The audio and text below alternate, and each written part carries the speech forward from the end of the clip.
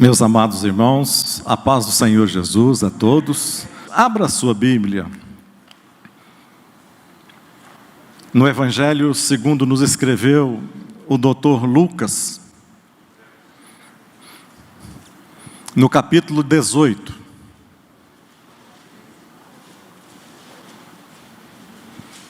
Lucas 18, a partir do verso 9. Até o verso 14. Lucas, todos acharam?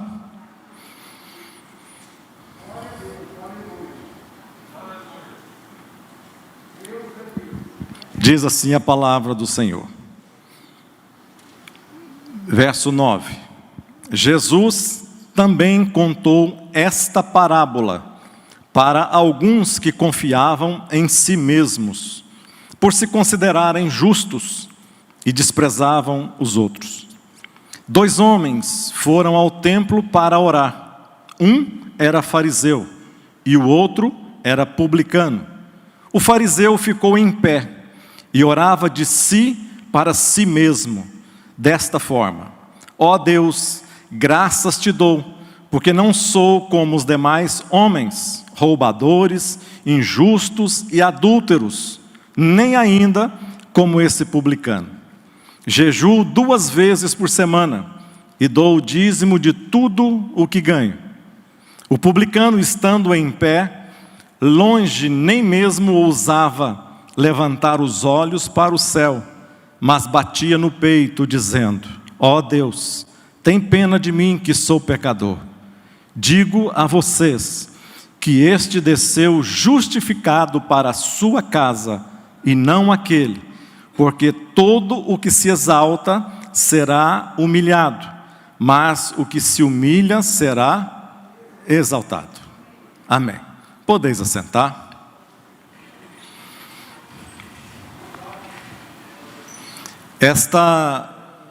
Jesus sempre falava muito através de parábolas. Esta parábola, ela se encontra apenas aqui no Evangelho de Lucas, nenhum mais dos outros evangelhos.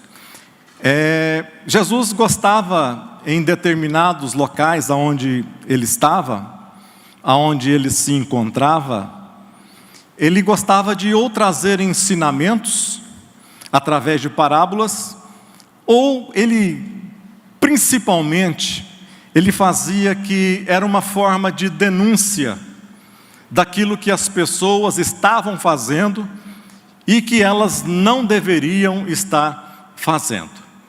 A parábola era algo fictício, era um conto, era uma história fictícia, mas que, nesse caso aqui, ela envolvia personagens. E ao falar por parábolas e colocando 2 personagens tão distintos, as pessoas, evidentemente, que estavam ouvindo, e eram muitas as pessoas que ouviam, cada uma dessas pessoas, elas se identificavam com um destes personagens. O que nós estamos vendo aqui nesta história, talvez é o ensino que Jesus quer trazer para nós nesta noite. Nós não vamos falar aqui sobre a oração, que eu creio que não é o sentido único desta passagem, desta palavra. Mas eu quero trazer nesta noite, aqui quando Jesus começa a dizer que ele falou que alguns que confiavam em si mesmo. Ou seja, talvez Jesus quer nos ensinar que nós não devemos colocar a nossa confiança em nós mesmos, que nós não devemos colocar a nossa confiança naquilo que nós somos, que nós não devemos colocar a nossa confiança nas nossas melhores qualificações. Então, que nós devemos, pelo contrário, nós devemos voltar os nossos olhos aos céus, entender que nós não somos nada, que nós não somos ninguém, e que as mínimas coisas que nós somos ou fazemos ou que nós temos, tudo isso vem da parte de Deus. Então ele quis trazer um ensinamento aqui para esses homens, para os seus ouvintes, mas ao mesmo tempo, nesta noite, quer trazer aqui ensinamentos para mim e para você. Esses homens aqui, esses dois homens, um deles no seu dia a dia, era prática sua, ele ir ao templo, praticamente todos os dias. Os fariseus, eles tinham esse costume de fazer as suas orações diárias, as suas orações matinais, e as suas orações, orava algumas vezes até por dia. Então, eles iam frequentemente ao templo, porque o templo era muito frequentado, o templo era o local onde se ofereciam sacrifícios, aonde as pessoas iam lá para orar a Deus em busca de que Deus ouvisse os seus anseios, aquilo que brotava no seu coração. Então, o fariseu ir ao templo não era novidade alguma. O fariseu sair da sua casa e chegar no templo religioso, chegar na igreja, não era novidade. O que era novidade e a surpresa foi que um publicano resolveu também ir ao templo. Publicanos não eram aceitos, publicanos eram pessoas menosprezadas, eram pessoas odiadas pela sociedade. Publicanos eram homens que eram considerados no nível das prostitutas, meretrizes. As pessoas não eram consideradas filhos de Abraão, ou seja, eram pessoas que para os judeus eram indignos. Então, quando esse homem chega ali no templo, realmente foi uma novidade, algo sobrenatural, algo diferente aconteceu ali naquele ambiente ali. Aqui não fala de oração, eu não vou falar de oração, mas uma coisa eu quero te dizer nesta noite, que independente de quem você é, independente de quem você seja, daquilo que você é e daquilo que você representa, a única coisa que vai te sustentar a sua vida diante de quaisquer situações é a sua vida que você tem de oração. Alguém disse que muita oração, muito poder. Pouca oração, pouco poder. Nenhuma oração, nenhum poder. Porque quando nós não oramos, nós vamos viver como as pessoas comuns, normais. Nós vamos viver nesse mundo pela sorte. Nós vamos caminhar nesta terra entre sorte e azar. Se nós vamos ter sorte um dia, ou se amanhã nós teremos azar. E isso não é o que Jesus quer da nossa vida. Não é o que Jesus quer dos crentes que estão aqui nesta noite, não é o que Deus espera de mim e de você, para nós termos uma perfeita comunhão com Ele. Diga glória a Deus. Vamos nos inserir então nesta parábola. Eu queria te convidar a nós caminharmos um pouco aqui nessa parábola, e nós com esses dois homens, nós adentrarmos ao templo. Nós entrarmos ali naquele templo, ali o que eles foram fazer? Foram fazer naquele local a mesma coisa. Foram fazer um ato religioso, que era orar.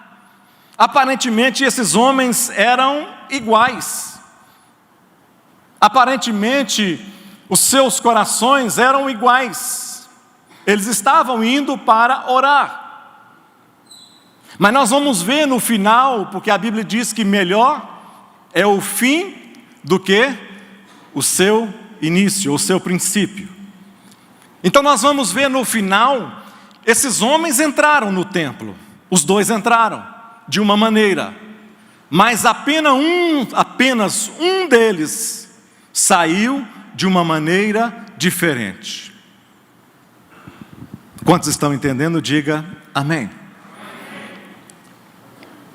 Aqueles homens diferentes, aqueles homens com estruturas diferentes, aqueles homens foram ao culto, para oferecer algo para Deus. Aqueles homens foram à igreja para oferecer alguma coisa para Deus. Assim como Deus não recebeu dos dois na mesma proporção, as mesmas coisas da mesma maneira, Deus não entendeu as caricaturas de um deles. Assim como no sacrifício, quando Caim e Abel vão oferecer sacrifício, aparentemente ambos estavam fazendo um culto para Deus. Aparentemente ambos estavam fazendo alguma coisa para Deus. Aparentemente ambos estavam com um coração contrito, querendo buscar a presença de Deus. Mas não era desta maneira. A Bíblia diz que Deus não aceita o sacrifício de Caim, porque o seu coração era mau. Primeira coisa que Deus faz é não aceitar o sacrifício, depois Ele não aceita a sua oferta. Talvez o que Deus quer nos ensinar nesta noite, muito mais do que nós estarmos no culto, ou em um culto, ou cultuarmos a Deus, é nós sermos culto. Muito mais do que nós fazermos aqui uma quantidade de pessoas que vêm para cultuar, é nós, na intimidade, cultuarmos a Deus. Para Deus, assim como nós vamos ver no final desta história, é muito mais importante, não da maneira como e a quantidade de vezes as quais nós entramos aqui nesta igreja, mas para Deus é importante de que maneira eu vou sair e vou chegar na minha casa hoje. Aqueles homens, um deles, os dois chegaram, fizeram o seu culto, mas de que maneira eles voltaram para suas casas? Isso é que faz a diferença na vida do cristão. Para Deus não importa, nós não emocionamos a Deus com a quantidade de vezes que nós estaremos na igreja.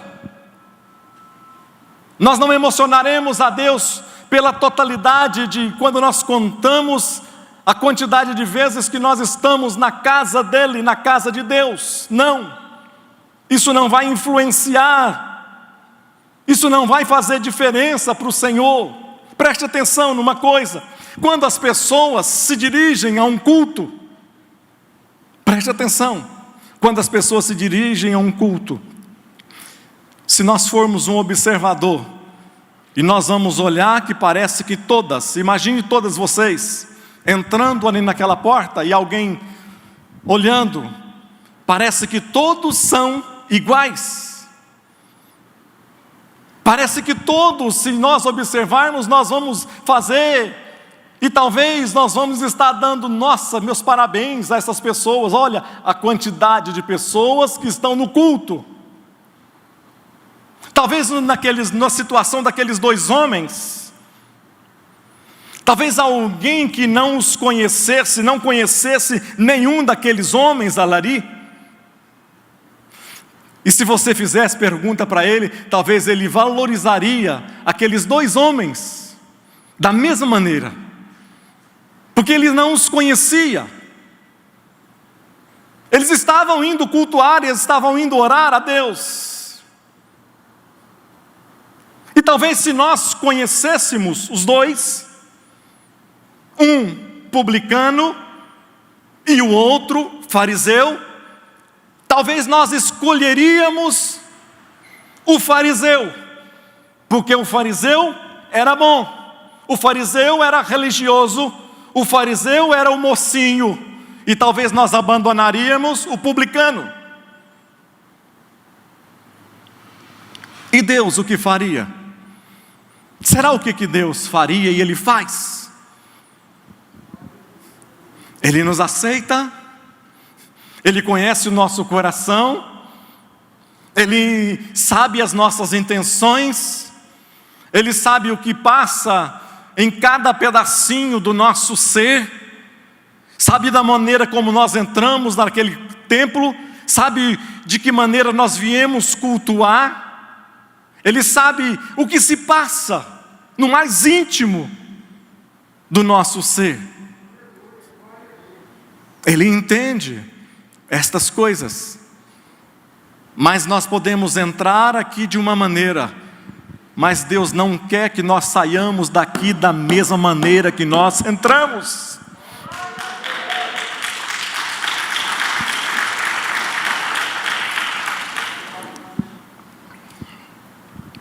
Aquele fariseu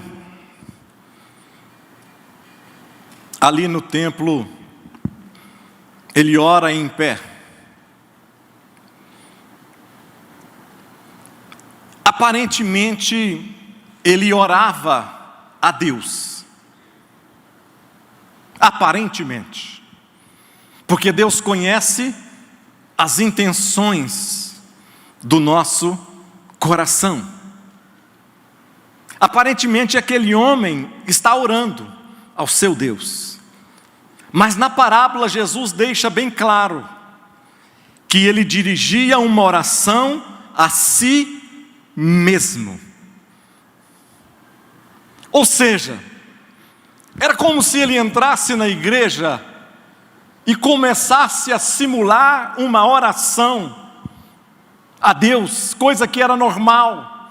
As pessoas se colocavam em pé, levantavam a sua voz a Deus, erguiam a sua cabeça e eles começavam a falar com Deus. Mas aquele homem não falava com Deus. Aquele homem falava para que as pessoas pudessem estar ouvindo-o. Aquele homem falava de si consigo mesmo. A sua oração era fútil. A sua oração era mesquinha. A sua oração era vazia. A sua oração não chegava aos céus. A sua oração não conseguia ultrapassar os termos do templo, porque a sua oração não tinha vida em si. Porque se ele não tinha, a oração dele não tinha vida em si, era porque ele também não tinha vida em si. Aquele homem orava. Ele se posta num lugar onde as pessoas podiam ouvir a sua oração. Os seus elogios eram dirigidos a ele mesmo, ao seu próprio ego. Como ele deveria achar bom as pessoas que estavam, os pecadores, ao seu redor. Como ele deve se sentir realizado por estar no meio de pessoas impuras, injustas, pessoas pecadoras, e ele se sentir acima daquelas pessoas. Só que ele não entendia que Deus não nos vê como nós às vezes estamos falando. Deus não olha para as nossas palavras que saem da nossa boca simplesmente, mas primeiramente Ele olha para o meu e para o seu coração. Na sua oração, ele em nenhum momento, ele confessa os seus pecados. Na sua oração, em nenhum momento, ele busca arrependimento. Na sua oração, ele confessa os pecados dos outros. Na sua oração, ele fala dos outros, mas ele não fala do que ele não abre a sua vida para falar dele mesmo, para com Deus. Dava a entender, no seu modo de falar, que Deus era um privilegiado. Que Deus tinha um privilégio enorme de ter um servo tão bom como ele para o servi-lo. Mas ele se esquece de que Deus não se molda nestas coisas para nos dar respostas. Aquele homem tinha uma autoimagem fantástica, uma autoestima elevadíssima. Mas ele não entendia que o que ele estava fazendo estava totalmente fora daquilo que é vontade e desejo dos outros. Aquele homem, ele focava em se comparar com as outras pessoas e ele se sentia satisfeito. Mas ele não focava as pessoas da maneira positiva. Ele não focava, na sua oração, ele não focava em homens como Davi, como Jeremias, como um dos profetas, como Daniel, como homens íntegros. Não. Na sua oração, ele focava nas pessoas ruins, nos adúlteros, nos homens que não prestavam, que não valia nada, que eram homens pecadores. Ou seja, ele focava a sua oração naquilo, não naquilo que as pessoas simplesmente eram, mas ele focava a sua oração naquilo que as pessoas não eram. O maior medo e a maior dificuldade que às vezes nós temos é exatamente isto. É nós focarmos as coisas nos erros. Nós acharmos que por nós deixarmos de determinadas coisas, nós vamos estar exatamente agradando a Deus em todas as coisas. A nossa pior coisa é pensar que nós deixarmos e nós focarmos nas coisas ruins, nós vamos estar agradando a Deus. Não!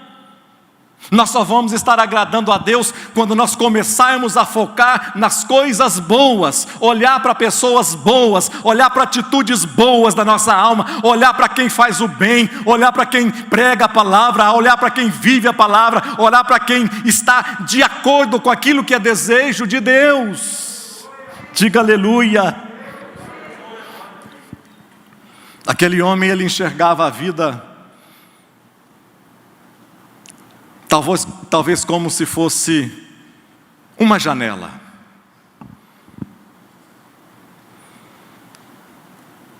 E não como um espelho. Ficar na janela é fácil. Ficar na janela, eu posso ficar numa posição de estar vendo tudo que se passa ao meu redor. Estar na janela, eu posso ter consciência de tudo que passa com as pessoas que estão próximas de mim. Estar na janela é como se eu estivesse fazendo a contabilidade das coisas, dos erros alheios. Aquele homem, parece que ele estava assim, na janela. E ele esquece que nós devemos estar, ao invés de estarmos na janela, é nós estarmos no espelho. Porque o espelho, nós não conseguimos enxergar através do espelho. Mas o espelho vai refletir aquilo que não tem como ser diferente. Vai refletir a nossa própria imagem. Você já chegou na sua casa e começou a pensar às vezes, mesmo quando as pessoas acham que você é uma boa pessoa, sabe, é como se você estivesse olhando num espelho. Mas preste atenção numa coisa, mesmo que nós devemos olhar como espelho, normalmente quando nós olhamos a imagem de um espelho, a imagem vem não distorcida, mas ela vem invertida. Se você estende a sua mão esquerda na frente do espelho, você vai ver o seu lado direito. Quantos estão me entendendo? Às vezes nós olhamos e fazemos exatamente isso. Olhamos para o espelho e queremos ver os mocinhos. Mas o que nós enxergamos invertido são os vilões. Queremos ver no espelho e achamos que estamos vendo as pessoas justas. Mas o que às vezes vemos no espelho são pessoas mesquinhas, medíocres. Às vezes o que nós entendemos e enxergamos no espelho são pessoas amorosas. Mas na realidade o que nós estamos vendo são pessoas rancorosas que não perdoam. Diga glória a Deus. Aquilo que a gente, quando coloca na presença de Deus, a nossa própria vida, a nossa própria imagem, quando Deus muda o nosso interior, Ele muda a nossa imagem também. Quando Deus muda o nosso ser, o nosso íntimo, a nossa imagem também, não só perante nós, mas a nossa imagem também perante as pessoas, ela vai mudar. Porque Ele primeiro nós temos que, o nosso interior, o nosso ser ser mudado e ser transformado. Um homem, se está debaixo de um poste de luz, ele se encontra lá debaixo de um poste de luz, e está procurando, tateando. Ele perdeu as chaves do seu carro, e está lá procurando, debaixo do poste. Passou algum tempo, chegou um amigo dele e começou a procurar com ele. Procura, não acha. Até que um momento o amigo pergunta para ele: você tem certeza de que você perdeu essas chaves aqui? Ele disse: não, eu perdi essas chaves lá dentro de casa. Mas se você perdeu as chaves dentro de casa, por que você está procurando aqui? É porque aqui está mais iluminado, mais fácil de eu enxergar. Preste atenção numa coisa: para você achar o que você procura, para você achar o que almeja a sua alma, o que vai fazer diferença na sua vida, você tem que achar aquele que tem te colocado diante de todas as coisas. Você tem que achar aquele que tem a capacidade de mudar a sua vida, o seu caráter, o seu ser, a sua alma. Não adianta nós estarmos valorizando coisas mesquinhas, não adianta nós estarmos procurando e pensando que nós estamos fazendo coisas boas, quando nós estamos ainda continuando fazendo e buscando coisas fúteis. Estamos pensando que não, nós estamos debaixo da luz, aqui é o melhor lugar para nós. Quantas vezes nós queremos ser enganados, nos enganamos a nós mesmos, sabemos que estamos errados, sabemos que estamos na posição errada, sabemos que estamos na oração errada, mas nós não queremos mudança, porque é mais cômodo, é mais prático. Eu não tenho que ter grandes mudanças na minha vida, no meu dia a dia. Então é mais fácil, eu vou vivendo a vida, eu vou procurando as minhas chaves, eu vou vivendo o tempo, vai passando o tempo e eu vou procurando, a luz está melhor, eu vou me enganando.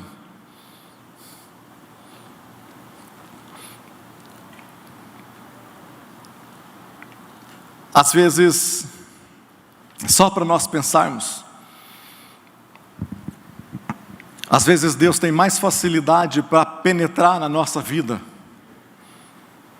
pela porta das nossas fragilidades e das nossas limitações,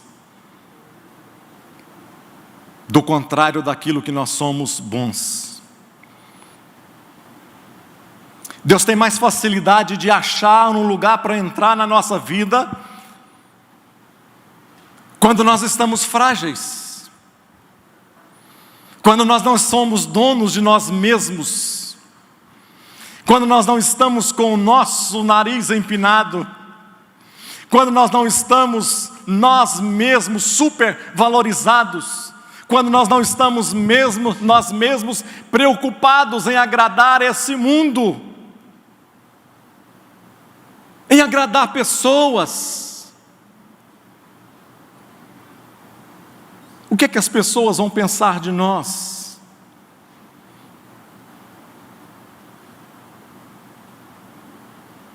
O que é que as pessoas vão pensar de você, se você for diferente?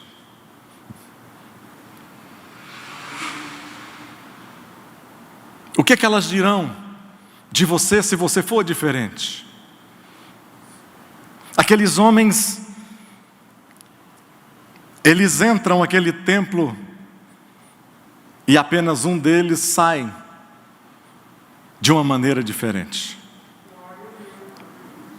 Jesus, no seu sermão do monte, ele disse: bem-aventurados os pobres de espírito. Pobre de espírito, o pobre nós conhecemos. A pessoa pobre é aquela que é dependente de alguém, dependente de uma instituição, dependente de um salário, Bolsa Família, dependente da amizade de outras pessoas, dependente da misericórdia de outras pessoas. Assim é a pessoa pobre. Mas Jesus está dizendo aqui que bem-aventurados são os pobres de espírito, porque eles verão a Deus.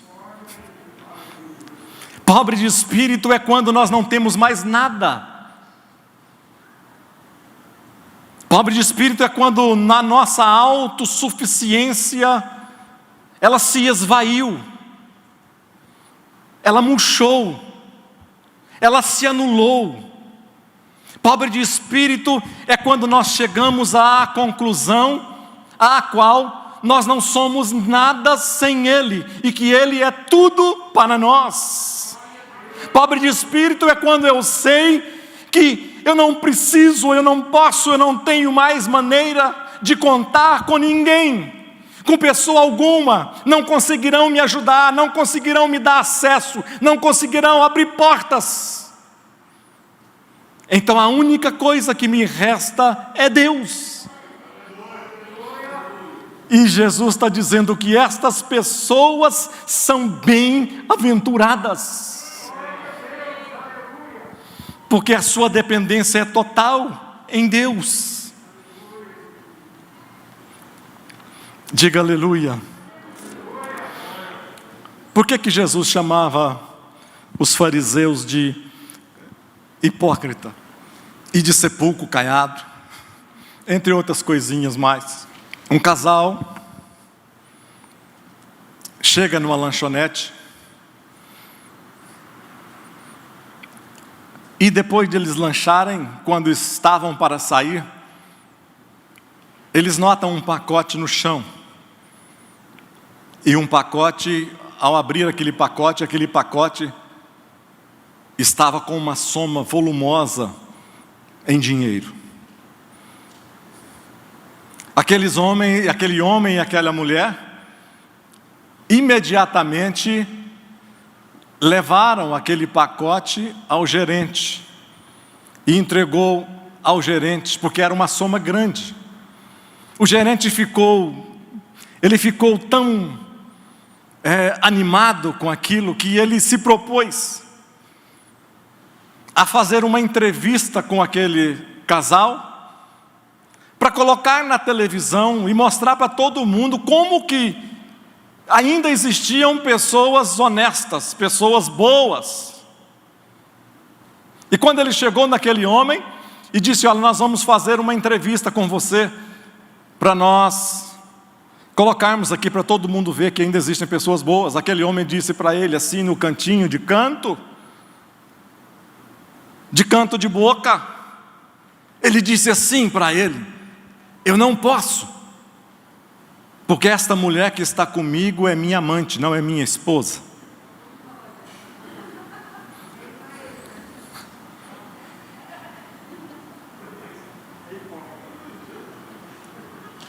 Quem é essa pessoa? Hipócrita. O hipócrita é aquela pessoa que diz uma coisa e faz outra. Faça o que eu digo, mas não faça o que eu faço. O hipócrita é aquela pessoa que ele não pode viver a sua vida do jeito que ele quer 100%. Então ele gasta todas as suas energias, mas ele não pode viver 100%. Ele vive pelas metades, porque ele não pode mostrar quem ele é.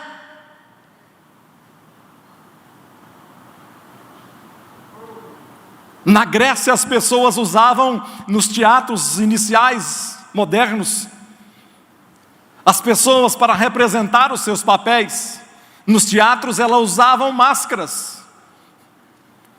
E quando elas usavam máscaras, elas escondiam por trás da máscara o seu verdadeiro eu, a sua verdadeira identidade. Então as pessoas não conheciam quem era aquele ator, aquela atriz que estava por trás da máscara. Então essas pessoas eram chamadas exatamente disto, porque elas, quando estavam no palco, representavam um papel, e quando elas viravam as costas, elas eram outras pessoas. Então por isso que Jesus chamava esses homens de hipócritas. Mas vamos falar um pouquinho do nosso publicano. Nós já falamos muito mal do fariseu. Vamos falar um pouco sobre o publicano. Nós vamos ver nesse homem uma atitude diferenciada, uma atitude de humildade, uma atitude altruísta, uma atitude de dependência total de Deus. Nós vamos ver nesse homem, porque a oração dele era simples. Ele chega diante de Deus com as mãos vazias, dizendo para Deus: ó Deus, sê propício a mim, escuta a minha oração, apesar de eu ser pecador. Aquele homem chega, ele não se compara com pessoa alguma, ele não pede nada, a não ser a misericórdia de Deus. Aquele homem parece desnorteado. Aquele homem está num canto, parece desnorteado. Ele não quer aparecer para ninguém. Ele não quer falar com ninguém, a não ser exclusivamente com Deus. A Bíblia diz que ele bate no peito. As pessoas levantavam as suas mãos, como o fariseu fazia. Faziam orações longas, bonitas, demoradas.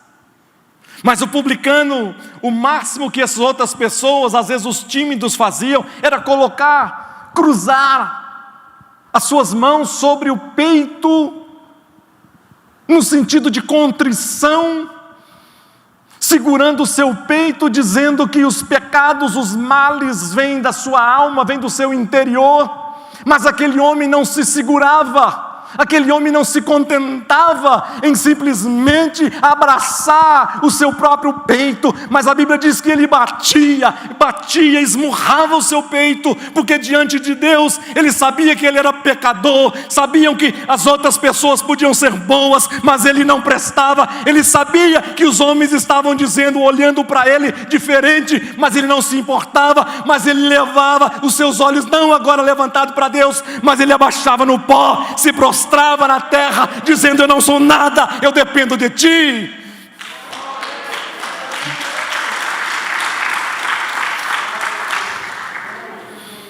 Ele batia no seu peito, porque ele sabia que todos os males vêm da nossa alma, do nosso ser. Aquilo ele queria arrancar, aquilo de dentro dele. Ele entendia quem ele era. Ele sabia quem ele era. Ele não se justificava.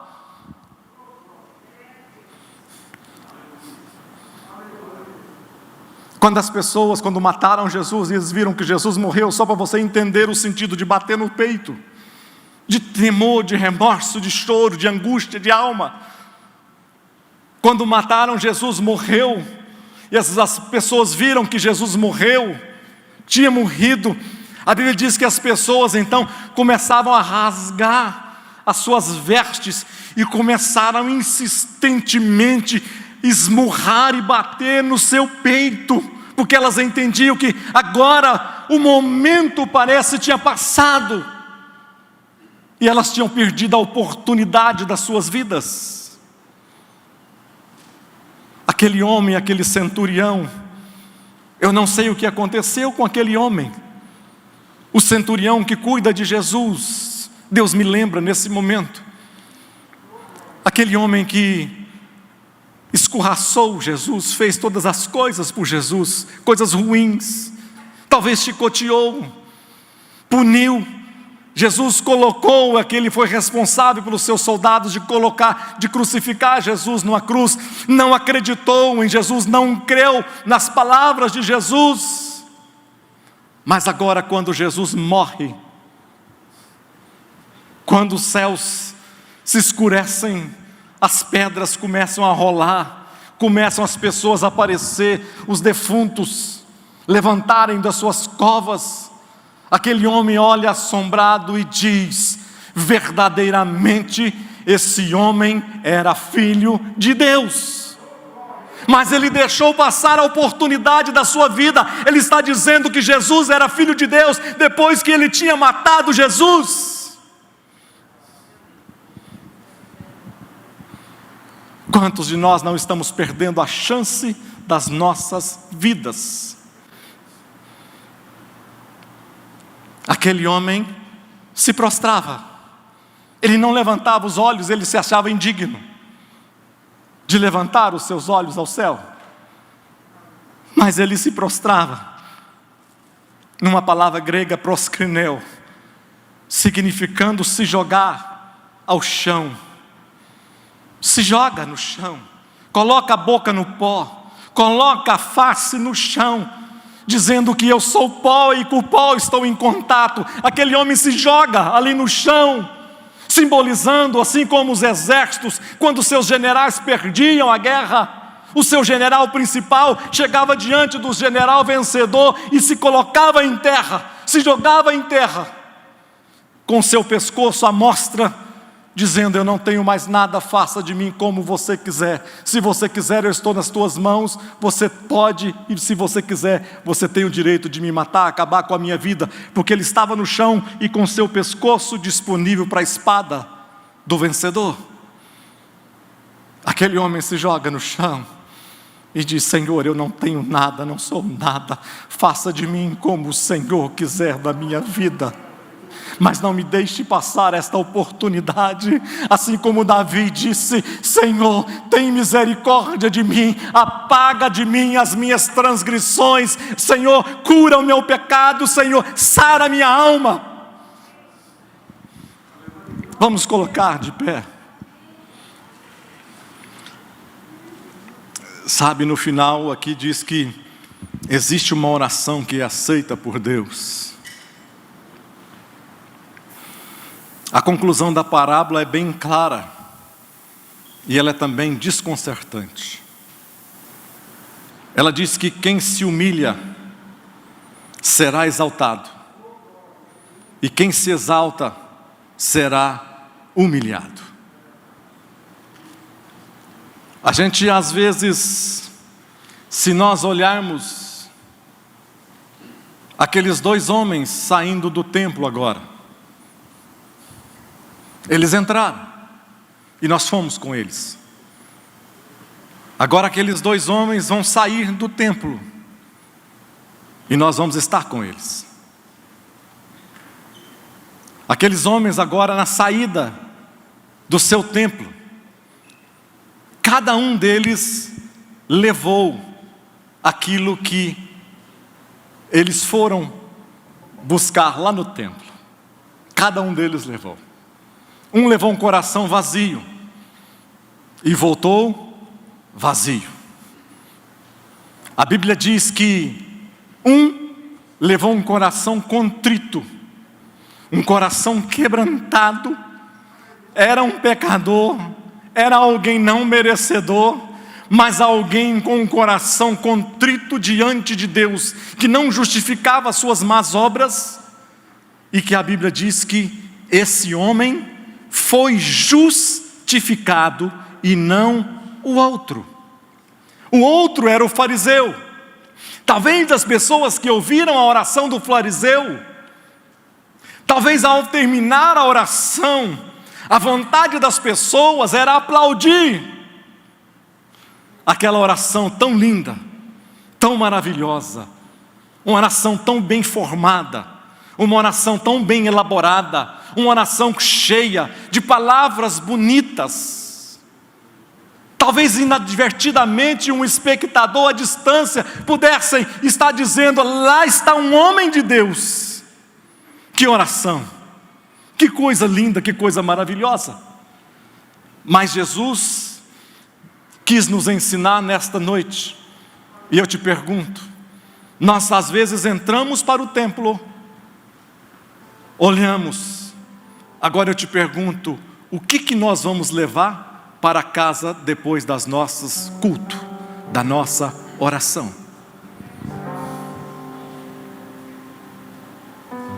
O que você vai levar para a sua casa nesta noite?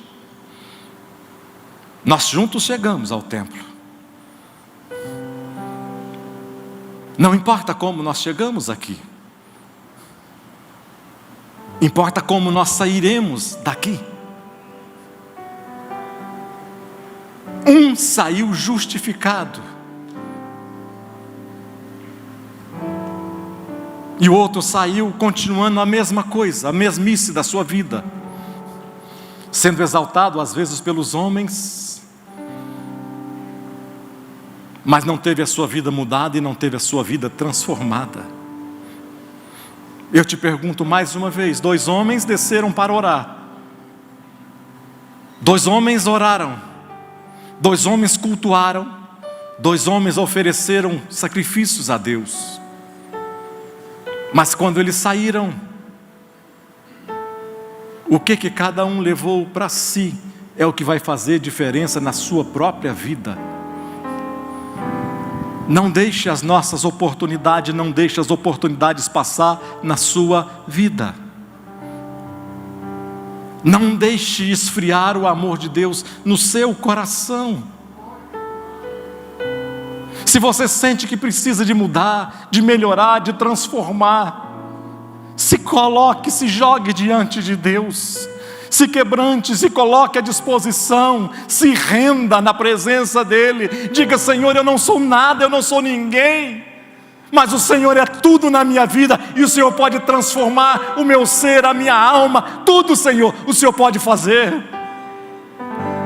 Eu quero orar com você nesta noite. Feche os seus olhos. Que Deus possa ter misericórdia da nossa vida. Que Deus possa escutar as nossas orações. Que não possamos ter orações bonitas, mas que possamos ter uma vida dedicada, consagrada, e uma vida que agrade a Deus.